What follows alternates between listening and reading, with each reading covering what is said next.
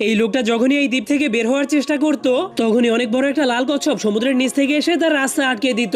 এরপর তার শক্ত পিঠের সাহায্যে সেই লোকটার বাঁশের ভেড়াটাকে ধাক্কা মেরে মেরে ভেঙে ফেলতো। কিন্তু যখনই লোকটা ভাবতো এখনই কচ্ছপটা তার উপর আক্রমণ করে দিবে তখনই কচ্ছপটা তার সামনে গিয়ে থেমে যেত, এমনকি তাকে কিছুই করতো না। তখন লোকটাকে এত ভয় পেতে দেখে কচ্ছপটা চুপচাপ সেখান থেকে চলে যায়। কিন্তু সেই লোকটা একদমই বুঝতে পারছিল না যে সেই কচ্ছপটা তাকে কেন এখান থেকে যেতে দিচ্ছে না। এই জন্য সে অনেক রেগে সমুদ্রের দিকে তাকিয়ে অনেক জোরে জোরে চিল্লাতে শুরু করে দেয়। তখন সে দেখতে পায় সেই কচ্ছপটা ধীরে ধীরে সমুদ্রের কিনারে আসতে শুরু করেছে। যা দেখার পর লোকটা ভাবতে শুরু করে মনে হয় এটাই তার প্রতিশোধ নেওয়ার সঠিক সময়। এই জন্য সে অনেক রেগে পাহাড়ের উপর থেকে নামতে শুরু করে দেয়। এরপর নিচ থেকে একটা বাঁশ উঠিয়ে কচ্ছপটার মাথায় অনেক জোরে একটা বাড়ি মেরে দেয়। কিন্তু তা দেখে মনে হচ্ছিল কচ্ছপটা একটুও ব্যথা পায়নি। এই জন্য সে কচ্ছপটাকে উল্টে দেয় যাতে সে সেখান থেকে পালাতে না পারে। কিন্তু এরপর সে কচ্ছপটার উপরে উঠে তাকে থুতু মেরে তাকে সেই রোদের মধ্যে ফেলেই চলে যায়। যার কারণে কচ্ছপটা চুপচাপ সব অত্যাচার সহ্য করার পরেও সেই লোকটাকে কিছুই বলে না। কিন্তু তবুও লোকটা সেই দ্বীপ থেকে পালাতে পারছিল না। যার ফলে